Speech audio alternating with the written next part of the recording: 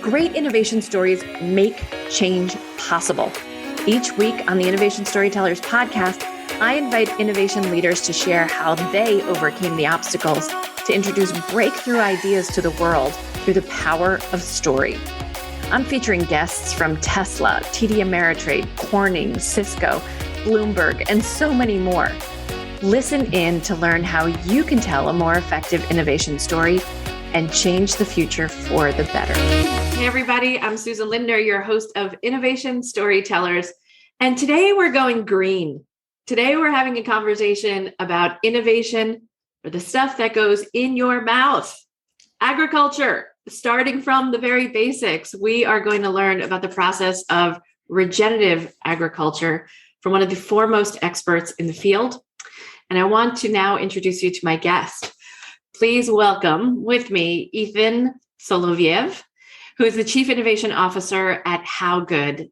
And he is also the owner of High Falls Farm, and not to mention the author of Levels of Regenerative Agriculture and the Regenerative Enterprise, Optimizing for Multi-Capital Abundance. Who doesn't want that?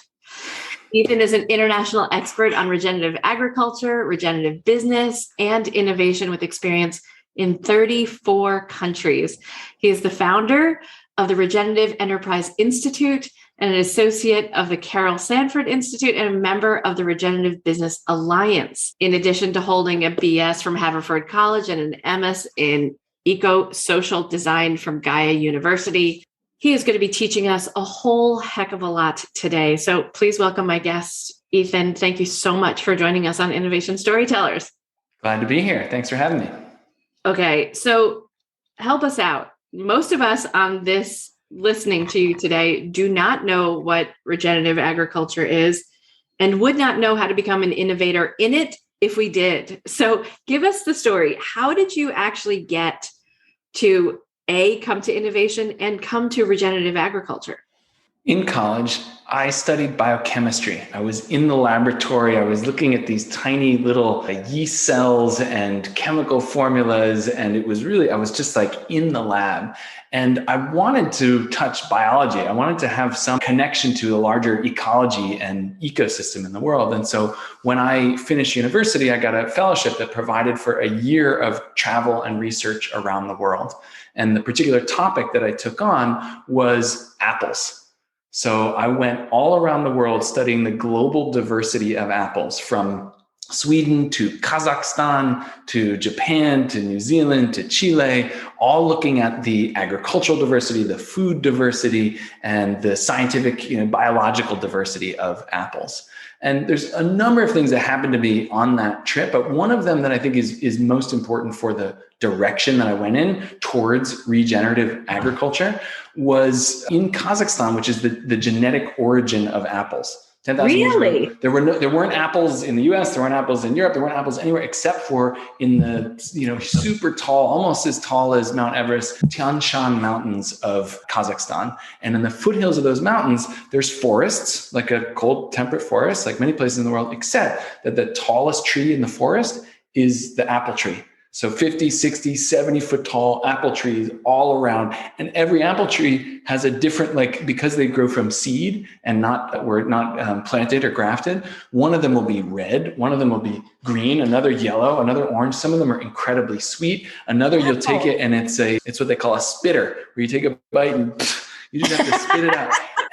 And what was amazing about these wild apple forests of Kazakhstan is that there was no pesticide, there was no herbicide, there was no fungicide, there was no fertilizer, there was no pruning, except for the wild horses would come through and eat a few leaves. Right? But there was that we could tell it wasn't managed in a way. And so meanwhile, right next door, down in the lower lands, there's the Soviet era orchards, apple orchards, big old trees, long straight rows, blasted dead earth underneath, airplanes flying over, spraying pesticides in a broad scale. And I was looking at these two side by side and I thought, wow, that's really interesting. Here is a diverse agro-ecosystem growing apples with no inputs, and then a heavily input ecological damage landscape right next door. Both are growing food. What should we well, this doesn't make sense. What should I head for? What should I work on? So from that, I saw, wow, there's the potential in natural agroecosystems to produce a huge amount of food and fuel and fiber without doing most of what's done in agriculture. Wow. So it's really as Kazaki as apple pie. It's not really as American as apple pie. Am I even saying it right? Kazakhstanaki. Exactly. And Kazakhstan, even what used to be the capital of Kazakhstan is called Almaty, which in Kazakh is Alma-Ata, which means father of apples. So they have this knowledge that this is the original spot of apples and where that massive diversity comes from. And really what I saw there is the main way that I like to describe regenerative agriculture, and I will kind of bring this around to HowGood and what we're doing and how we're putting this into effect. But the real way to think about it is you can think about a spectrum. And on the spectrum, at one end of the spectrum is the most damaging, the most destructive, the most polluting, the most people oppressing, the most soil degrading forms of agriculture, which still is, like it or not, a significant amount of agriculture in the world today, despite the best intentions of everybody, including every farmer I've ever met, working on and moving it forward. And then a lot of people try to move away from that most damaging form of agriculture and towards what they would call sustainable agriculture. And sustainable is sort of the midpoint in that spectrum. People are trying to get to this place where reducing the carbon footprint, decreasing, the amount of water that's used, stop deforestation, right? Get to that sort of net zero where we're cutting down intact rainforests, bring people to like a minimum wage. So all of that is moving towards sustainable.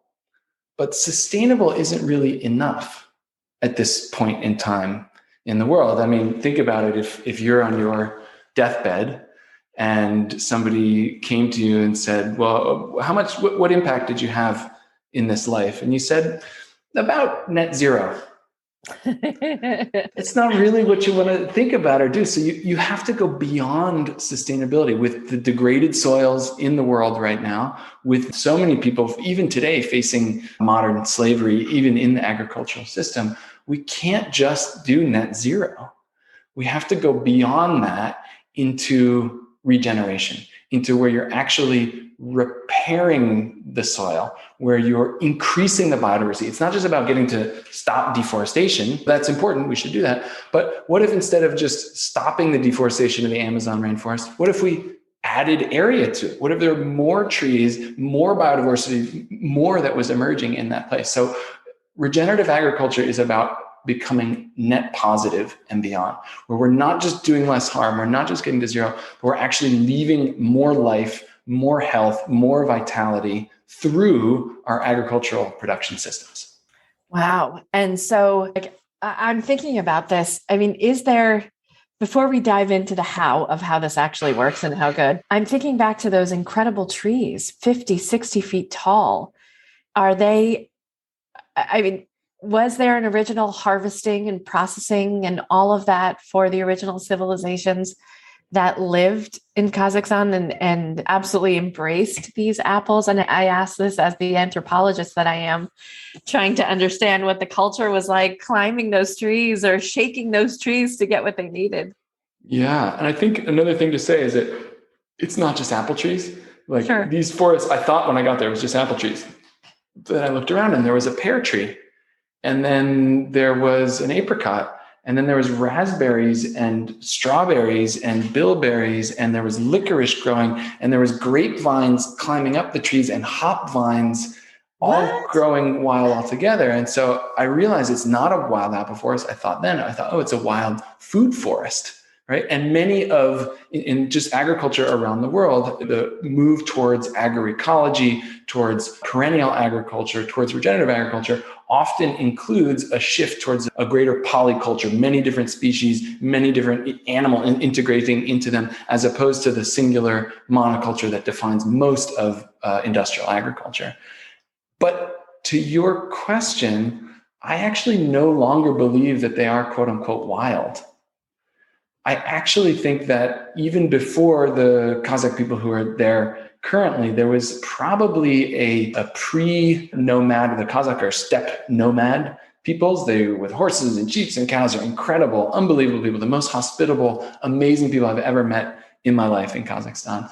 But I think that those ecosystems, those food forests in the mountains they may be the remnants of an older agroecological horticultural tribe or group of people that were consciously developing, creating, and tending what is now a biodiversity hotspot. And we see that all over the world. Biodiversity hotspots are the places where indigenous communities have lived and managed the agroecosystems in reciprocal relationship with it for a long time. So there's a lot of buzz right now about regenerative agriculture, but the original creators of and stewards of for maybe millennia were the indigenous peoples of each place all over the world who created these incredible agroecological systems. In some cases, even though the people aren't there anymore, the system's maintained to this day. Yeah, it's really hard to uproot a seed, right? I mean, you see this all over the world, and even migrating peoples. You hear stories of slave ships where enslaved people were bringing seeds with them from Africa into whatever place they were going to, even in the unknown, right? And that even as populations migrated all over the world, that the seeds stayed behind. There are those that took them, but there are those seeds that stayed. And so it's just fascinating to think about this nomadic tribal produce department that lived in this place that you got to see. And what a bounty for whomever might come across that place, right? And start the next civilization there. Yeah. And I think it's, as an innovator, I think this is non-trivial. We're not on a sidetrack here. Right. This is part of the heart of it. Wherever you are, wherever you're working, that place has an incredible rich history. The ecosystem in that place, whether desert or the Mediterranean or the tropics, the history of the people in that place, of the foods in that place, of the medicines in that place they're not there to be extracted and taken by you for money, but they are there as incredible inspiration for creating a regenerative future, whether that's in agriculture or economics or whatever field you want to be in. You have to regenerate from what's unique about a place in order to create something that actually gives life to everyone in that place and potentially to the rest of the world. Mm. You know, what a fascinating trip, right? Because you look at that in contrast, and I do want to get into how good works, but I'm thinking immediately of like Israeli scientists who are able to grow tomatoes in the desert, right? Highly water intensive, humidity intensive. Normally a tomato environment, right, is now being created with hydroponics in the middle, and it's a breakthrough and it's brilliant and it's incredible. And at the same time, we also want to look at, okay, but what was there? What could have come up? What possibilities exist in this desert culture that allow us to do this thing? So totally. And the Israeli scientists have also, and this is an amazing story if you haven't read it, regenerated a date palm tree that was thought to be extinct for thousands of years. And they found old seeds in a little clay vessel and planted out all those seeds, and they sprouted. And then they found another somewhere else and they sprouted again. So this tree, that this species, I think it's called a Judean date palm, that was supposed dead for a really long time, is now, they have two of them, a male and a female, and they're reproducing and creating again. So there's amazing seeds in the soil, both physically and metaphorically, in any place that you are. Okay, so I am now looking for the screenwriter who is going to write Jurassic Park Vegan Edition, when all of these scary ass plants come back to life and they're going to eat us. That's what they're going to do. Everyone's becoming vegan and the plants are just going to turn around and eat us. We've resurrected biblical plants, and it's just, something's going to happen. I'm just warning you. You heard it here first. Love it. Okay. So how did you then start? Tell us about HowGood and maybe even just a little bit of primer, a little bit more about regenerative agriculture so we can really get into it. So many of my listeners are on the tech side and live at the bench as chemists and physics and techies and computer engineers. And product managers. So tell us a little bit more about regenerative agriculture so we get it. Okay. I mean, the best way to do it, and a couple of things to say about regenerative agriculture. One is that it looks different everywhere. Each place you're in, there's going to be a different expression. So there's no one set of practices. There's no check boxes. You can't do 10 things and be regenerative. So it's going to look different in each place. And what it looks like in each place has to do with the historical ecosystems of that place. But the underlying feature of regenerative agriculture is that it doesn't stop at net zero. It aims to add value. It doesn't aim to do less harm. It aims to create more life than was there before. And so it's different formats of it. Sometimes it has to do with grazing. So there's a real useful awareness. You were just talking about veganism. There's a lot of sort of anger against animal agriculture, against cows in particular, for the damage they do and the methane that they produce and how they're contributing to global warming.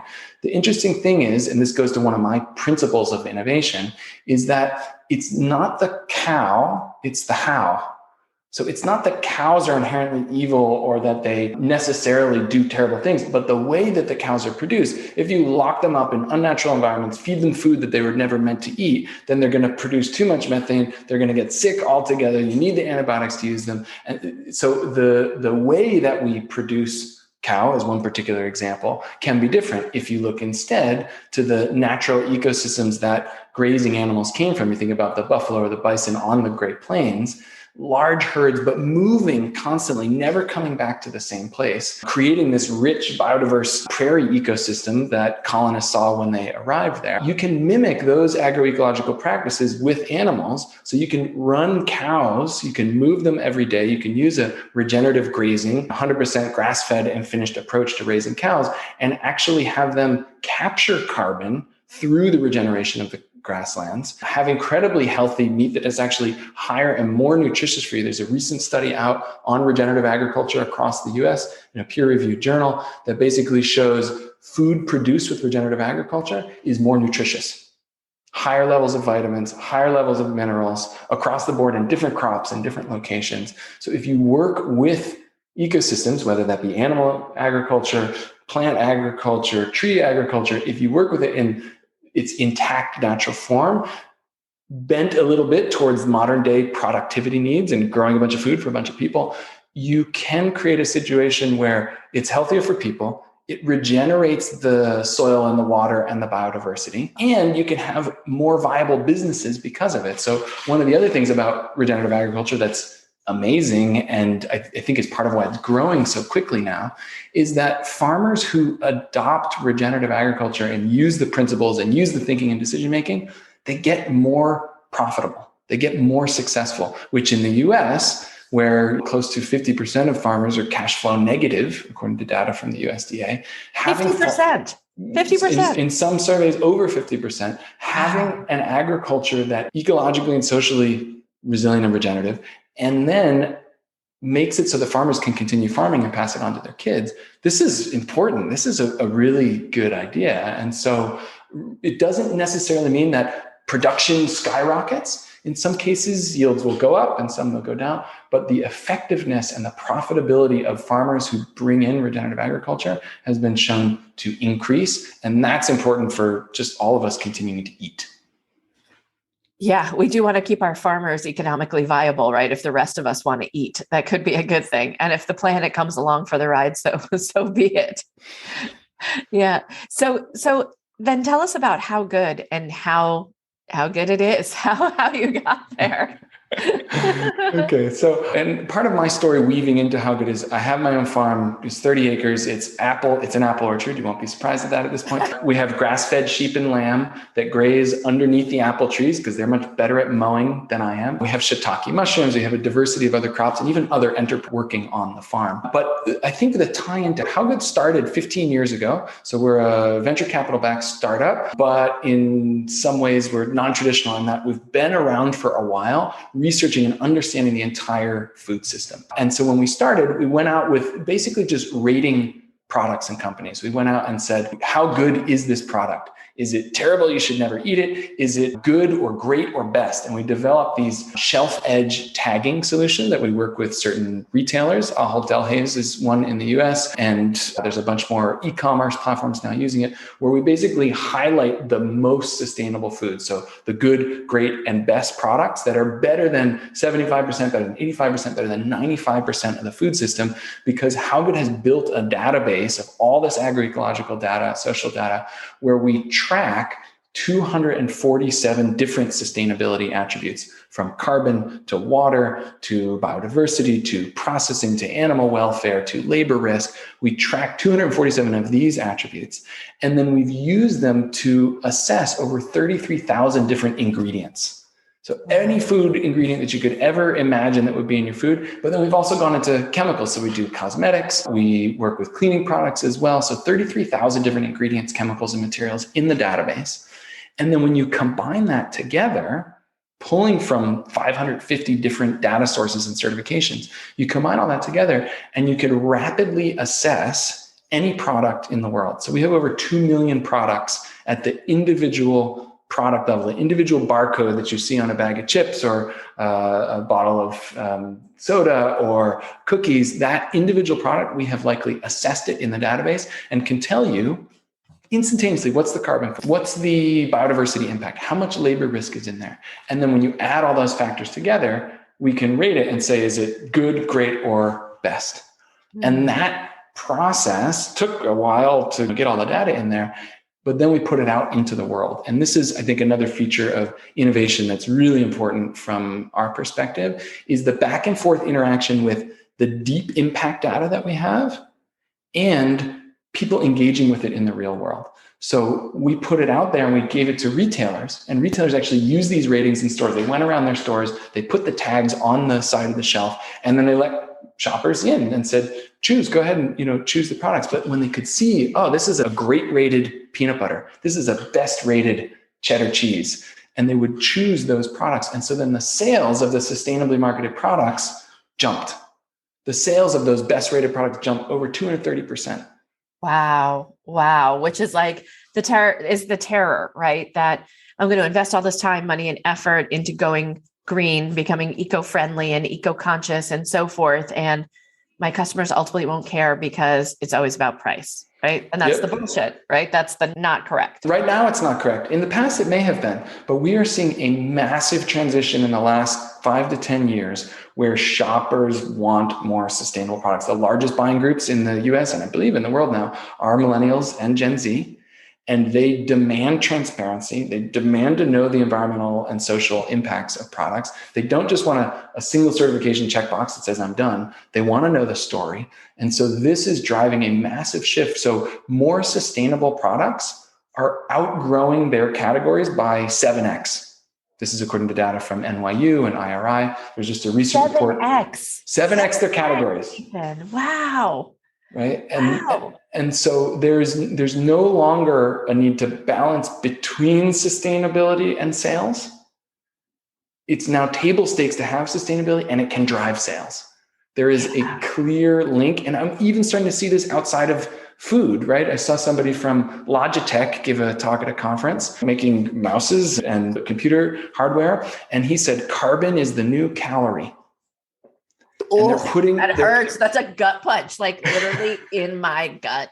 Ow. Yes. And that must be what so many companies are feeling, seeing the SEC. That's right. That we're going to have to, for those of you who don't know, the SEC voted on Monday, which I believe is the 20th of March, 2022, that publicly traded companies are going to need to disclose, right, some of their environmental practices, their sustainability practices moving forward. So, and I was also watching on the private equity side that startups are stumbling over each other before their IPOs to get all of this reporting information down, even the ones who are choosing SPACs. So this is becoming part of the world of the CFO, not just the world of the CMO or the chief revenue officer or the CEO or the chief sustainability officer.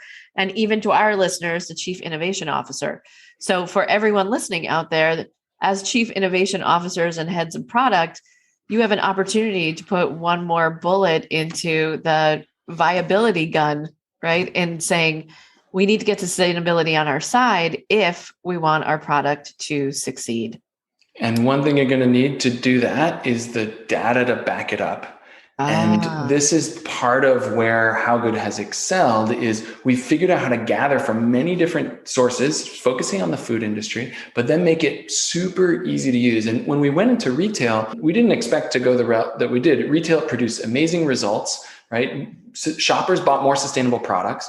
Retailers sold more sustainable products. the prices of sustainable products are not always higher, but the margins are often a little better for retailers. So consumers were happier because they had this transparency and they could see the best products. Retailers are happy because they were selling more. The most sustainable companies were also selling more product. So it began to be this virtuous cycle. And then I think the real innovation that HowGood is growing so rapidly on at this point is that we started to get asks from the brands.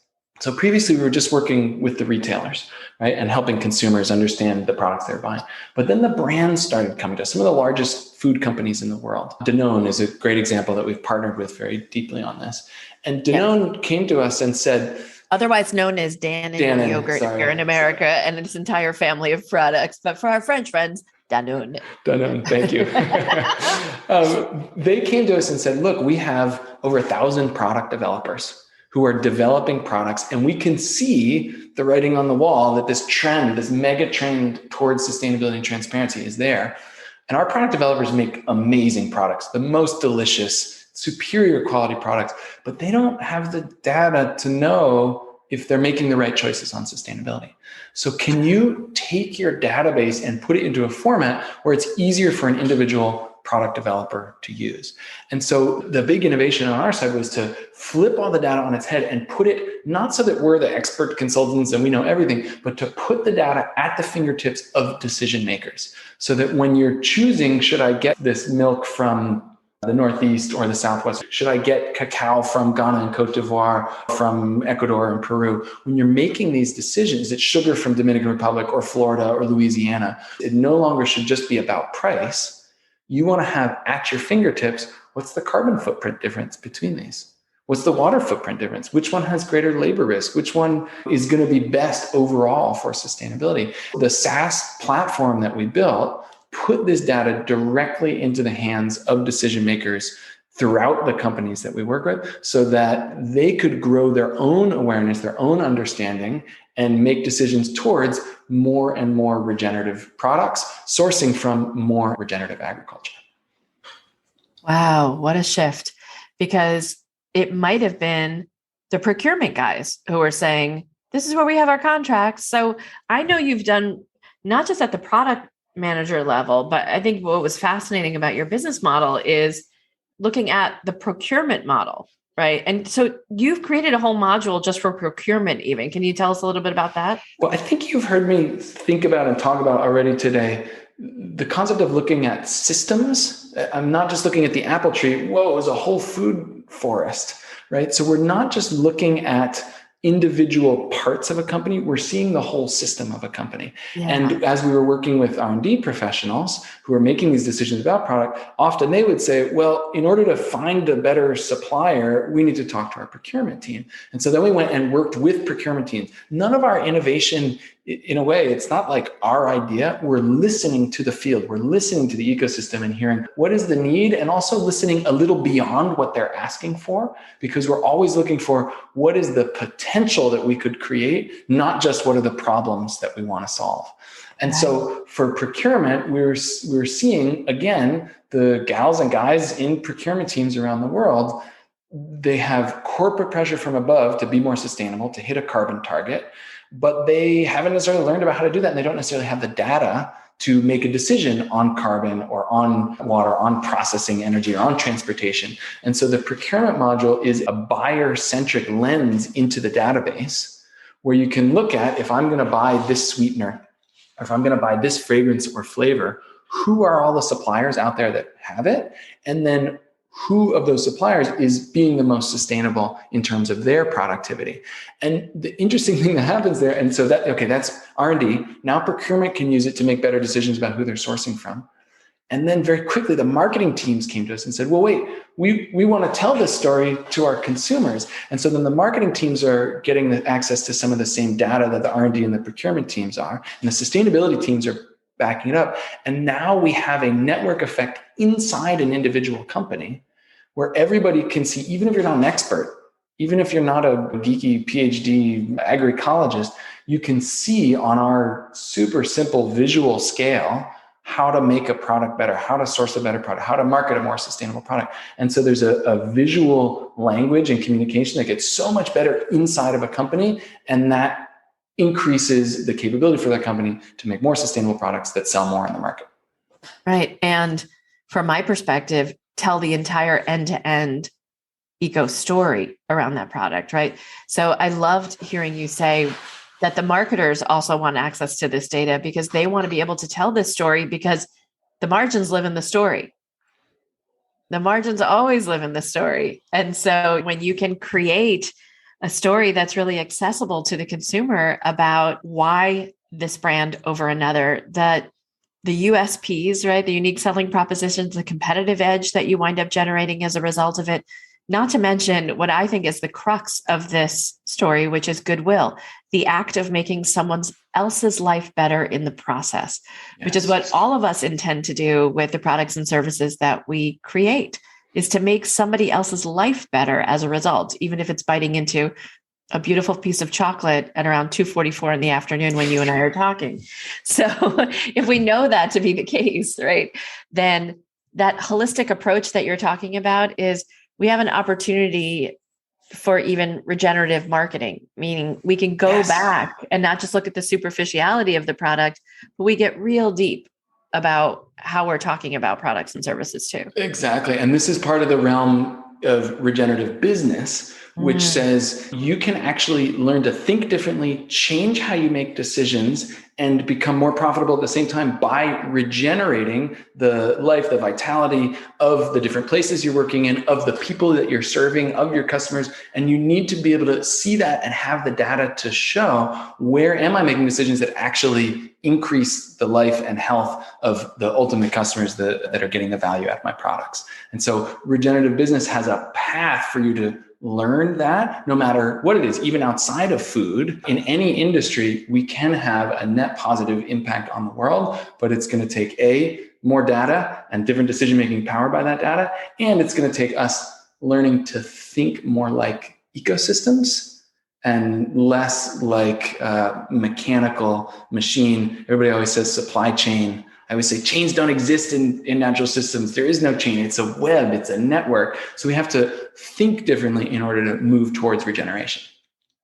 I know. I think about those mycelial connections that exist with mushrooms. The more and more research they do, they find it's really like the movie Avatar, where that connections that live under the earth as these neural networks kind of running the world, kind of running the soil underneath our feet. And so this process is really fascinating because we've looked at COP26, right? We just came off the heels of that. We are, as business people, we are in a race against time to create businesses that, in your words, are regenerative, because those who don't, is it your contention, will fall off the Fortune 500? They won't be on that list anymore? Definitely. So give us a little bit of the crystal ball, will you, Ethan? Well, I think the crystal ball, I never look at problems. So I never look at the downside. I never look at the challenges. I'm always looking at potential.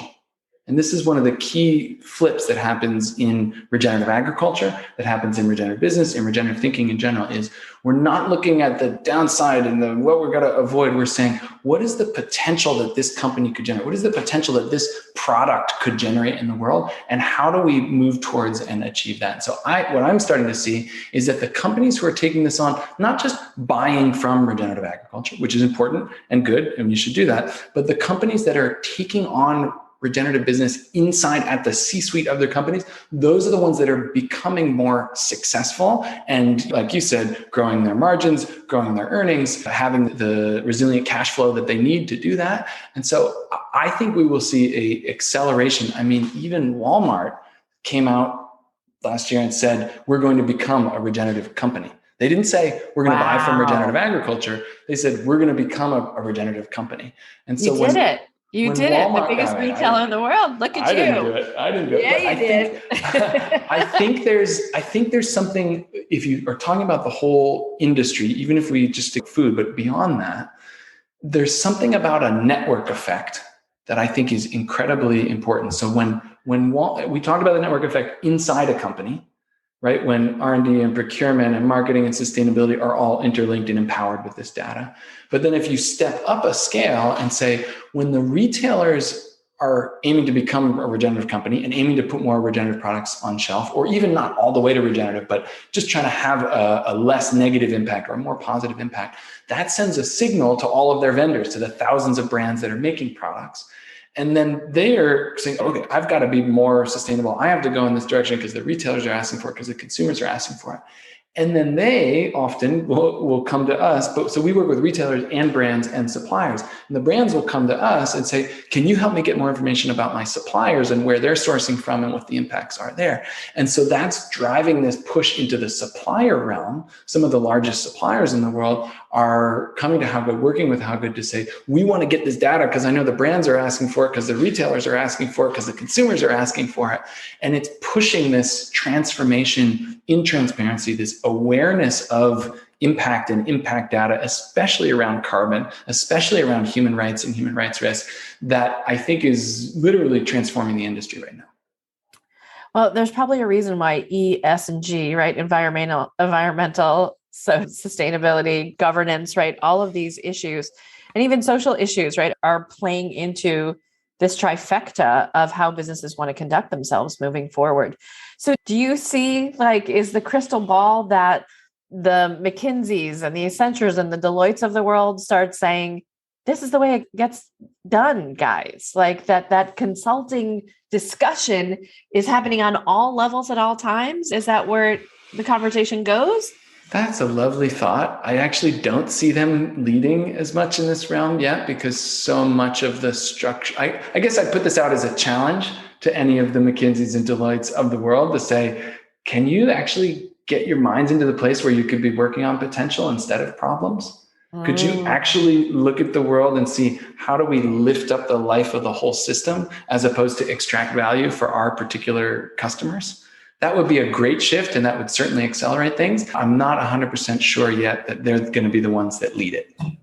Wow. Well, unless there's an acquisition in your future. So this has just been such an illuminating conversation. I will never get the image of those 50-foot apple trees out of my head as someone who goes every fall into upstate New York and goes apple picking with my kids. And it's the greatest feeling in the world. I don't know. It takes us back to a very ancient part of ourselves when we're able to pick our own food, smell the trees blossoming, right? Even my mom, who comes from a town of 200 in Germany, and I would say, what was your best childhood memory? And she would say, sitting under a pear tree, waiting for the ripest one to drop. And that was the most luscious pear of the day. And my mom just turned 94 this week. So amazing. Yeah. And I think there's a little, if I would end with a little principle on innovation.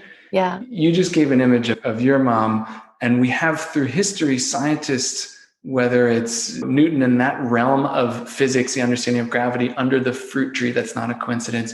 Whether it's Einstein, who said, in order to understand reality better, we must understand nature. You have to spend more time in nature. So I think, and this goes back to the beginning of our conversation of immersing deeply in the ecosystems and even the eco-cultural, historical systems of a place, there's an incredible source of inspiration for innovation there, not just innovation that makes you money, but innovation that will actually heal and regenerate the world.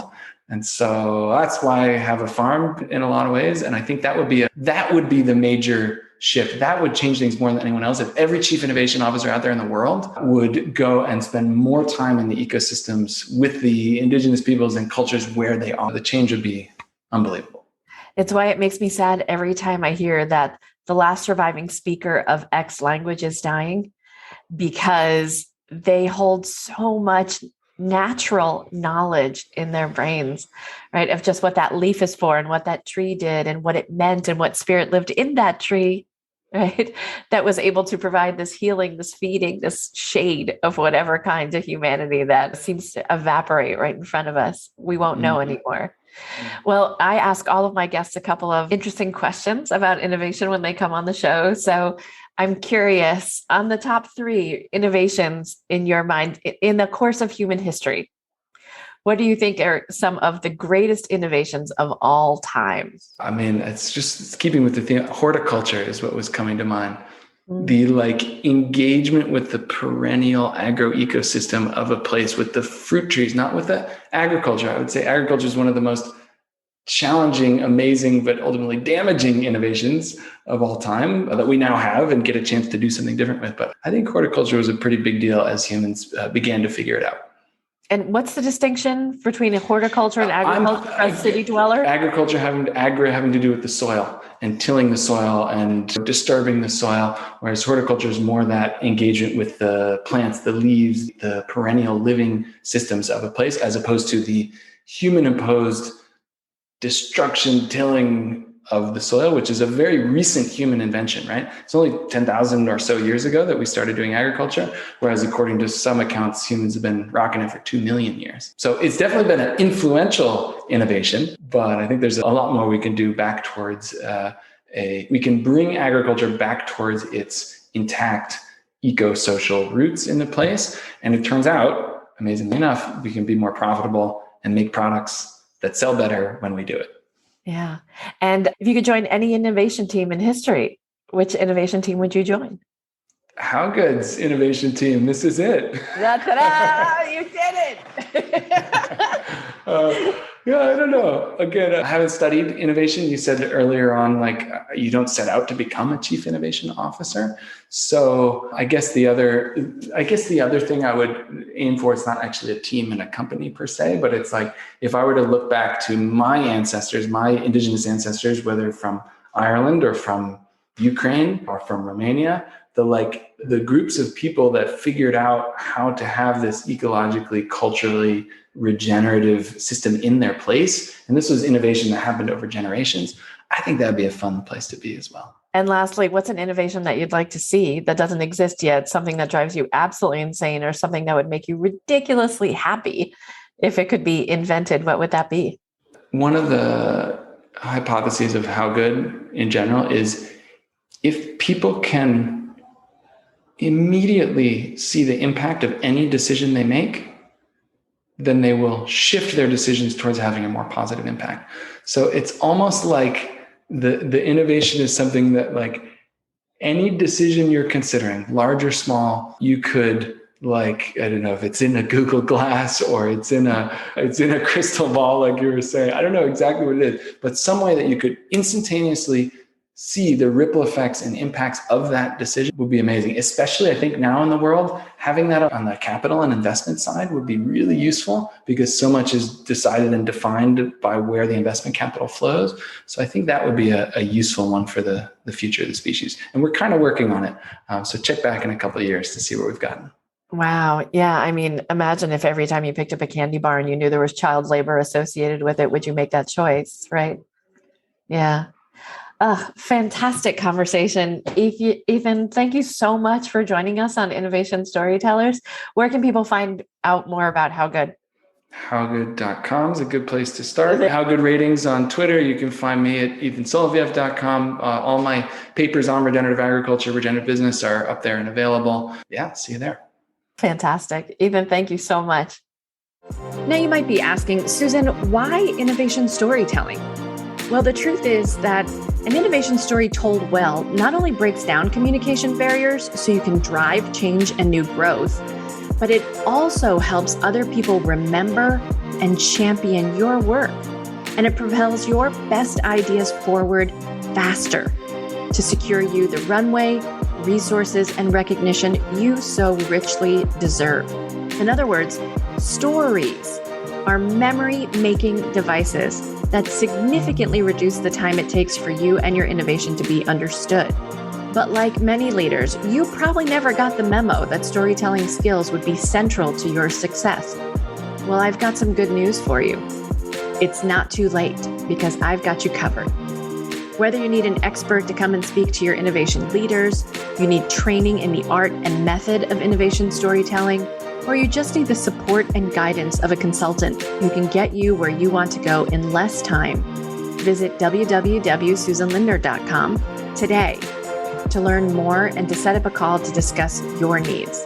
I'm so looking forward to connecting with you and to helping you tell a great innovation story. If you like what you heard so far, Don't forget to subscribe so you never miss another episode. And leave us a comment. Tell us what you think of this episode. We'd love to hear from you. And if you didn't like what you've heard, just forget everything I've said.